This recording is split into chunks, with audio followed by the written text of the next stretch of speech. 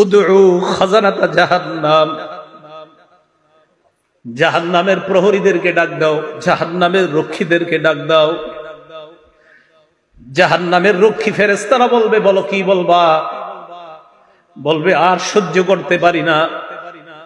রক্ষীরা বলবে, আলাম তাকু তাতিকুম রুসুলুকুম বিল বায়িনাত, রাসূলরা কি তোমাদের কাছে দাওয়াত নিয়ে আসে নাই? তারা বলবে, বালা এসেছে, তো গ্রহণ কেন করো নাই? এবার তারা বলবে, প্রহরীদেরকে ডাক দিয়ে লাভ নাই, উদউ মালিকা, জাহান্নামের দারোগা মালিককে ডাক দাও। ওয়ানাদাউ ইয়া মালিকুল ইয়াকদি আলাইনা রাব্বুক, জাহান্নামের দারোগা মালিককে ডাক দিবে, ডাক দিয়ে বলবে, ও মালিক, আল্লাহরে বলো আল্লাহ যেন আমাদেরকে মৃত্যু দিয়ে দেয়। জাহান্নামের দারোগা মালিককে যখন তারা ডাক দিবে, মালিক তাদের ডাকে সাড়া দিবে। ইমাম আহমদ বলেন, দুব্বিতু আন্না বাইনা দুআইহিম ওয়া বাইনা ইজাবাতি মালিকিন ইয়াহুম আলফাআম, মালিক তাদের ডাকে সাড়া দিবে 1000 বছর পর।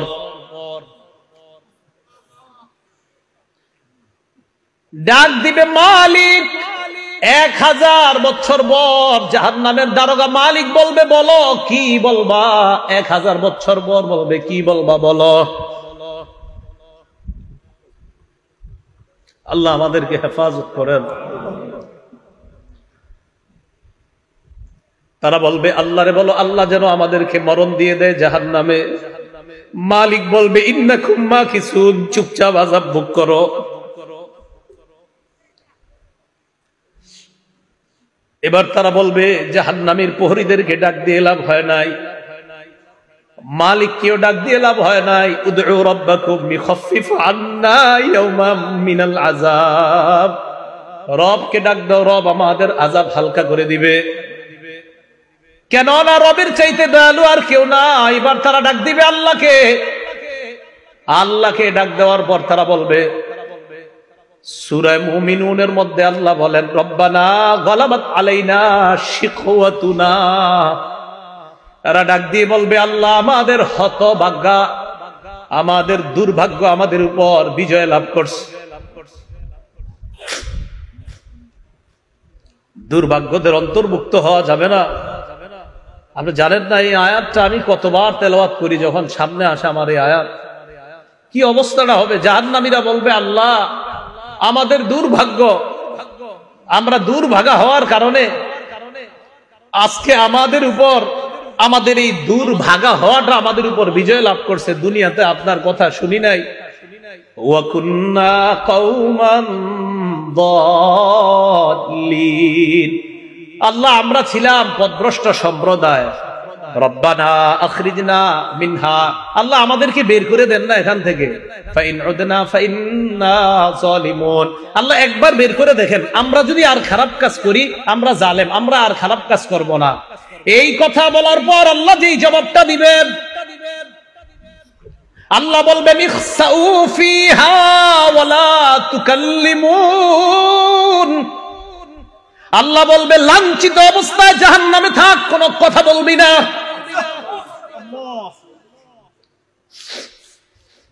রব বলবে, কথা বলবি না, চুপচাপ থাক। দয়াময় রব বলবে, কথা বলবি না, চুপচাপ থাক।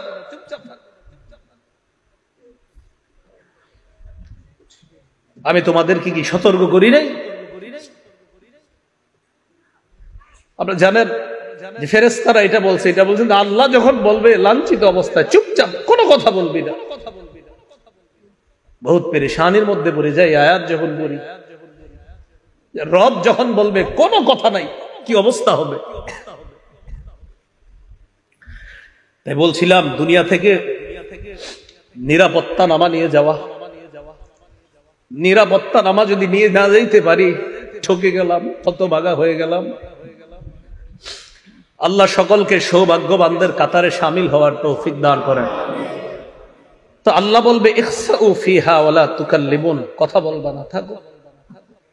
তো বলছিলাম ওই যে দরিয়া, এই দরিয়া নামক খাদ্য দেওয়ার পর এরপরে দেওয়া হবে কাঁটাযুক্ত খাদ্য, গুচ্ছ জাতীয় খাদ্য। গলায় আটকানোর পর বলবে, পানি দাও, তো পানি দিবে, পান করবে কি? চেহারার সামনে নীতি, চেহারা ঝলসে যাবে, পেটের সব ঝলসে যাবে। তখন তারা ফেরেশতা ডাক দিবে, জাহান্নামের প্রহরী ডাক দিবে, মালিককে ডাক দিবে, আল্লাহকে ডাক দিবে।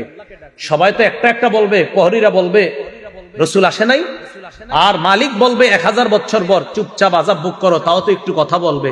আল্লাহ কি বলবে দেখেন, লাঞ্ছিত অবস্থায় থাকো, কোনো কথা নাই, থাকো। রব যদি বলে কথা নাই, তখন তো শেষ। তো বলছিলাম দরিহ লা ইউসমিনু ওয়া লা ইউগনি মিন জু'।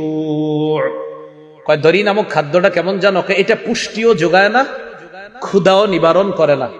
আচ্ছা, আমরা খাদ্য খাই কেন বলেন তো? হয়তো পুষ্টি বাড়ার জন্য, না হয় যেন ক্ষুধা নিবারণ হয়।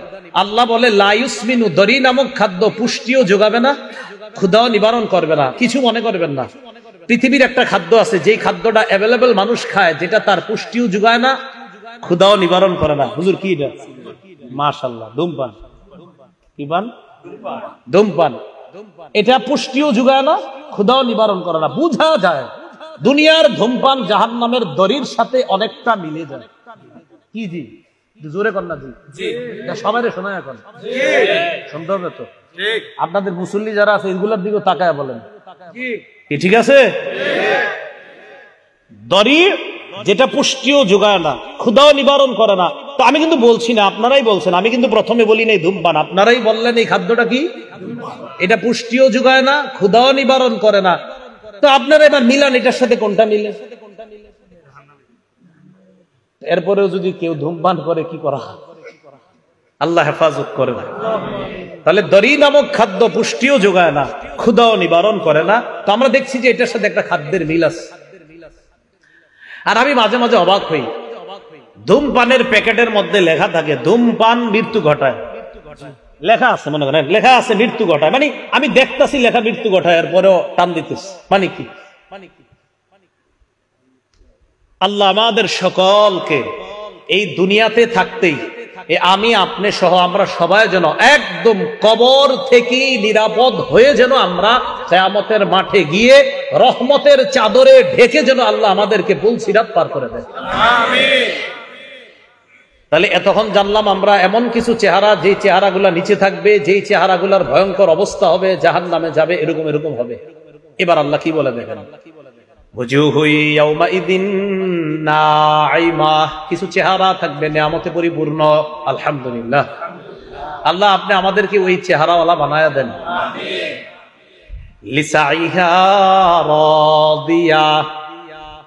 আগের চেহারাওয়ালাদেরকেও আল্লাহ বলছে দুনিয়ার মধ্যে তারা গুনাহের কাজ করছে, কষ্ট করার কারণে কিয়ামতের ময়দানে তারা ক্লান্ত।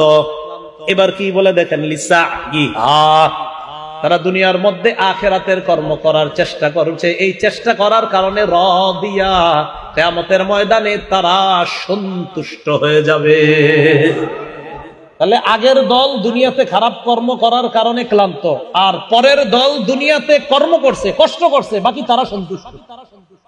তাহলে আগের দল কিয়ামতে ক্লান্ত, অসন্তুষ্ট, আর পরের দল লিসাইহা, দুনিয়াতে কর্ম করেছে, কষ্ট করেছে, বৃষ্টিতে ছাতা মাথায় দিয়ে পানি এদিকে লেগেছে সেদিকে লেগেছে, মসজিদে কষ্ট করে গিয়েছে। তাহলে ওরাও কষ্ট করেছে, তারাও কষ্ট করেছে। আল্লাহ বলে রাদিয়া, দ্বিতীয় শ্রেণীর কষ্ট যারা করেছে, কিয়ামতের ময়দানে এই চেহারাগুলা দেখলেই বুঝবা তারা সন্তুষ্ট। আর কি, ফি জান্নাতিন আলিয়া, তারা থাকবে নিরাপদ জান্নাতে, শান্তির জান্নাতে, চিরস্থায়ী চির সুখের জান্নাতে থাকবে, আলিশান জান্নাতের মধ্যে থাকবে। আচ্ছা, আমরা যারা এখানে বসা, আমাদের যদি দেখা সাক্ষাৎটা জান্নাতে হয়, মজা কি কম হবে না বেশি? তো আমরা ভালো হয়ে যাই, চলেন সবাই, কি বলেন? ফি জান্নাতিন আলিয়া লা তাসমাউ ফিহা লাগিয়া। জান্নাতের মধ্যে জান্নাতীরা লাগিয়া শুনবে না। লাগিয়া মানে অনর্থক কথা। ইমাম বুখারী ব্যাখ্যা করেছেন, 7 মাস জান্নাতের মধ্যে জান্নাতীরা কোনো গালি গালাজ শুনতে পাবে না। দুনিয়াতে আমরা অনেক কিছু শুনছি, ইমাম সাহেবরা শোনে, খতিবরাও শোনে, মাদ্রাসার মোতামিম সাহেবরাও শোনে, কত মানুষের কত কথা শোনে। ইনশাল্লাহ হুজুররা একটু নিশ্চিত থাকেন, একটু কষ্ট করেন, জান্নাতে অন্তত এই গালিগালাজ শুনতে হবে না। লা তাসমাউ ফিহা লাগিয়া, জান্নাতের মধ্যে অনর্থক কোনো কথা থাকবে না, কোনো অনর্থক কথা শোনা যাবে না। কত সুন্দর কথা হবে জান্নাতে, সে আলোচনা আমি পুরোটা করছি না। সর্বশেষ জান্নাতি যেই মানুষটা, এই মানুষটা আল্লাহরে সর্বশেষ তখন যখন তাকে জান্নাত থেকে বের করবে, এবার আমার একটা আলোচনা আছে, দেখবেন লম্বা আলোচনা আছে সর্বশেষ জান্নাতির নিয়ে। তো ও যখন সর্বশেষ স্টেজে আল্লাহরে বলবে, আল্লাহ ওই যে একটা গাছ দেখা যাইতেছে, এটার কাছে আমারে নিয়ে যান, এরপরে আমি আপনার কাছে আর কিছু চাইবো না। বুখারী তো আছে, মুসলিম শরীফে লম্বা হাদিস। আল্লাহকে তুমি বারবার কইতেছো আর কিছু চাইবা না, তোমারে এক গাছের নিচে যাই, আবার তুমি আরেকটা চাও, আবার আরেকটার নিচে নেই, আবার আরেকটা চাও, এখন এটার নিচে গেল তোমার যদি নিয়ে যাই তুমি কিছু চাইবা না? মাবুদ এটাই শেষ, আর কিছু যাবো না। তো আল্লাহ তারে নিয়ে গেছে কোথায়? জান্নাতের একদম দরজার সামনে একটা গাছ। এই গাছটা এত সুন্দর, এত নেয়ামতে পরিপূর্ণ যে আগে যতগুলা নেয়ামত আল্লাহ তারে পার করছে, ওটার কাছে আগের গুলা কিছুই না। তো সেখানে গেছে, ওয়াদা করছে আর কিছু যাবো না। যাওয়ার পর অপেক্ষা করতেছে, হঠাৎ দেখে তার কানে জান্নাতীদের আওয়াজ আসতেছে। কি আসতেছে? সূরা গশিয়া কি বলছে? জান্নাতে কোনো কি থাকবে না, গালিগালাজ থাকবে না। ওই ব্যক্তি জান্নাতীদের আওয়াজ শোনার পর বললে, এত সুন্দর আওয়াজ কিসের? আল্লাহ আমারে একটু ওই আওয়াজ যারা করতেছে তাদের কাছে নিয়ে যান। তাহলে আওয়াজ কত সুন্দর হবে, কারণ তারে তো আল্লাহ একের পর এক নিয়ামত দিতেছে।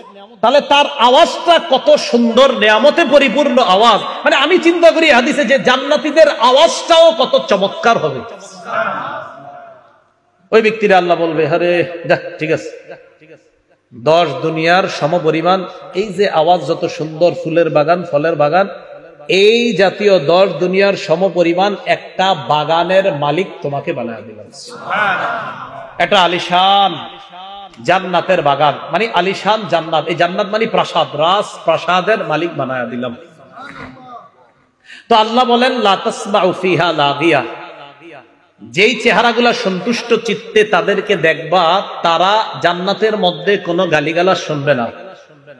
লা তাসমাউ ফিহা লাগিয়া ফিহা আইনুন জারিয়া, সেখানে তাদের জন্য থাকবে প্রবাহমান ঝর্ণা, যেই ঝর্ণা থেকে দুধের নহর প্রবাহিত হবে, মধুর নহর প্রবাহিত হবে। হাদিসের মধ্যে আসছে, রাসূল বলেন, তুফাজ্জারু আনহারুল জান্নাহ মিন তাহতি তিলাল আও মিন তাহতি জিবালিল মিসকি, মেশক আম্বর থেকে জান্নাতের নহরগুলা জান্নাতীদের বালাখানার নিচ দিয়ে প্রবাহিত হবে। কক্সবাজার দেখলে মন চায়নি মাঝে মাঝে, টাকা পয়সা তো কম, মন চায় কিন্তু আপনাদের সবার, কিন্তু যে হুজুর ওই জায়গায় গেলে গুনাহ হয়, কেমনে যাবো? এই যায় না, দরকার নেই। জান্নাতে যখন যাবেন একবার, আপনি এনে বসবেন, আপনার বিবি আর একটা বৈশা, দুজন আনন্দ উল্লাস করবেন, আর দেখবেন নহর প্রবাহিত হচ্ছে। আমাদের আনন্দ তো সেখানে হবে, এখানে না, ইনশাআল্লাহ। আল্লাহ বলেন, ফিহা আইনুন জারিয়া, প্রবাহমান ঝর্ণা থাকবে। ফিহা সুরুরুম মারফুআ, সেখানে উঁচু উঁচু পালং খাট বিছানো থাকবে, হযরত যেন সেখানে আরাম করতে পারে। কেমন উঁচু? তাফসীরের কিতাবের মধ্যে আসছে যে সেখানে ইযা আরাদা ওয়ালিয়ুল্লাহি আইয়াজলিসা আলা তিলকা সুরুরি তাওয়াদাআত লাহু, আল্লাহর বন্ধুরা, আল্লাহর অলিগণ যখন ওই খাটের মধ্যে উঠতে চাইবে, খাট তো উঁচু, খাট তার জন্য নত হয়ে যাবে, জি হযরত আসেন আমার মধ্যে বসেন।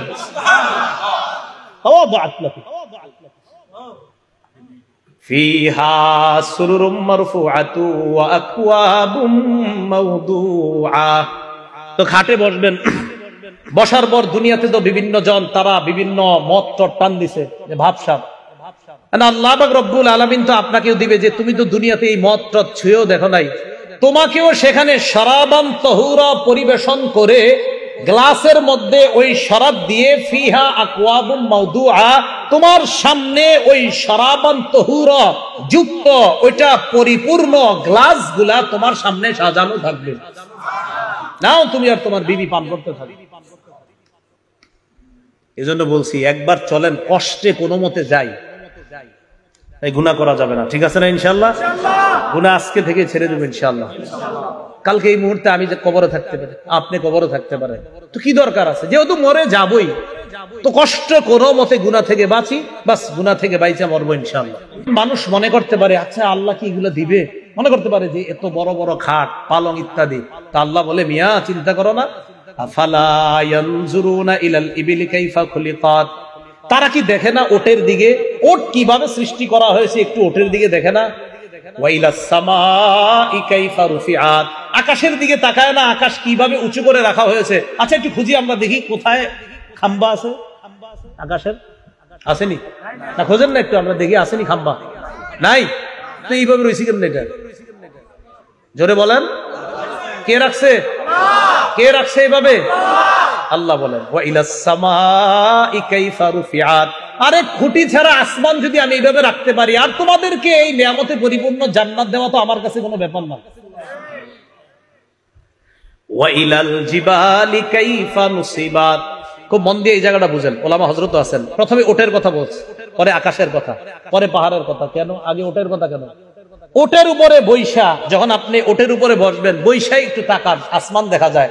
ওট যখন চালাবেন, ওট সাধারণত পাহাড়ি অঞ্চলে চালানো হয়, আশেপাশে তাকায় দেখেন পাহাড়। তাই আল্লাহ বললেন তারা কি ওটের দিকে তাকায় না? আরবের মানুষগুলা তো ওটের উপরে বৈশা, এরপরে কি আকাশের দিকে তাকায় না?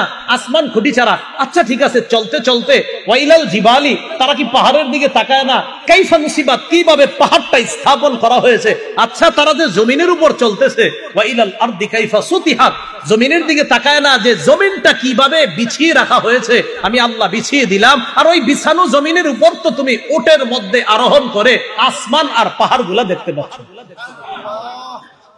এইগুলা দেখে তুমি কি বুঝো না আমি যে জান্নাত দিব?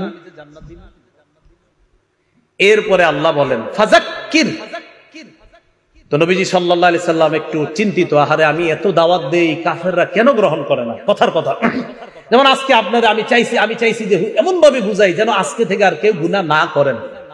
তো এরপরে যদি কালকে গুনাহ করেন হইতে পারে কষ্ট লাগবে, আরে তো ভাবে কইলাম এরপরে গুনাহ করে। তো নবীজি দাওয়াত দেয়, এরপরে অনেকে দাওয়াত গ্রহণ করে না, কষ্ট লাগে যে আমি এত করে বুঝাই, গ্রহণ করে না কেন? আল্লাহ বললেন ফাযাক্কির, নবী আপনার কাজ আপনি শুধু ওয়াজ করতে থাকেন।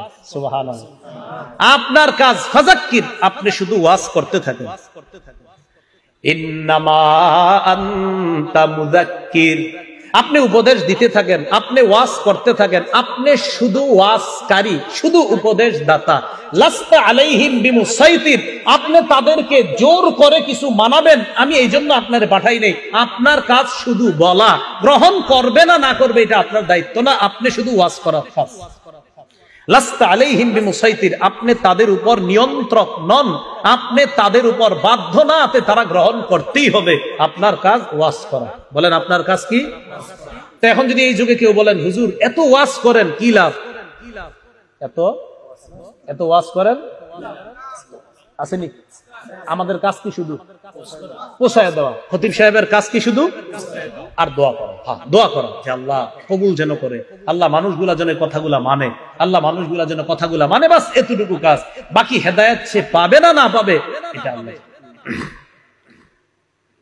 তো আল্লাহ বলেন ইল্লা মান তাওয়াল্লা ওয়া কাফার, যে ব্যক্তি আপনার দাওয়াত গ্রহণ না করে মুখ ফিরিয়ে নিবে, ওয়া কাফার আর কুফরি করবে, ফায়ুআযিবুহুল্লাহুল আযাবাল আকবার, আল্লাহ তাকে বড় আযাব দিবে, বড় শাস্তি দিবে। ইন্না ইলাইনা ইয়াবাহুম, তাদের সবাইকে জানায়া দেন আমার কাছেই সকলে ফিরে আসতে হবে। সুম্মা ইন্না আলাইনা হিসাবাহুম, এরপর আমার দায়িত্ব তাদের হিসাব নেওয়া, আমি আল্লাহ তাদের হিসাব নিব। মনে রাখবেন ভাই, রাসূলুল্লাহ সাল্লাল্লাহু আলাইহি ওয়াসাল্লাম বলেন মান হুসিবা উযিবা, হিসাব যদি পুঙ্খানু নিয়ে নেওয়াই হয় শাস্তি থেকে কেউ রেহাই পাবে না। আল্লাহ আমাদের সকলকে সূরা গাশিয়ার যে কথাগুলা, মূল কথাগুলা, আমাদের আজকের মূল আলোচনা যেটা জানলাম, সূরা গাশিয়ায় আমরা মোটামুটি ভাবে বিস্তারিত ভাবে দুই শ্রেণীর কথা জানলাম। এক শ্রেণী জাহান্নামী, আরেক শ্রেণী জান্নাতি। জাহান্নামীদের চেহারাগুলা বড় ভয়ঙ্কর পরিস্থিতির সম্মুখীন হবে, জান্নাতীদের চেহারাগুলা বড় হাস্যোজ্জ্বল হয়ে যাবে। জাহান্নামীরা দরি নামক ভয়ঙ্কর এক খাদ্যের সম্মুখীন হবে, জান্নাতীরা আলিশান জান্নাতে প্রবেশ করে শারাবান তাহুরা সহ বিভিন্ন নিয়ামতের সম্মুখীন হবে। আল্লাহ আমাদের সকলকে সৌভাগ্যবান তথা জান্নাতীদের অন্তর্ভুক্ত যেন দুনিয়াতে থেকেই নামটা লিখিয়ে যেতে পারি, আল্লাহ তৌফিক দান করেন। সর্বশেষ আমাদের সকলের সাক্ষাৎ যেন আল্লাহ আবার জান্নাতে করিয়ে দেয়। আল্লাহ আমাদের সকলকে কবুল করে নেন। আমিন। ওয়া আখিরু দাওয়ানা আনিল হামদুলিল্লাহি রাব্বিল আলামিন। আল্লাহ পাক রব্বুল আলামিন আমাদের সকলকে যেই কথাগুলা বললাম, সঠিক যতগুলা কথা সব আল্লাহর পক্ষ থেকে হয়েছে, ভুল ভ্রান্তি যা হয়েছে আমার পক্ষ থেকে হয়েছে। আল্লাহ আমাদের সকলকে ক্ষমা করে দেন।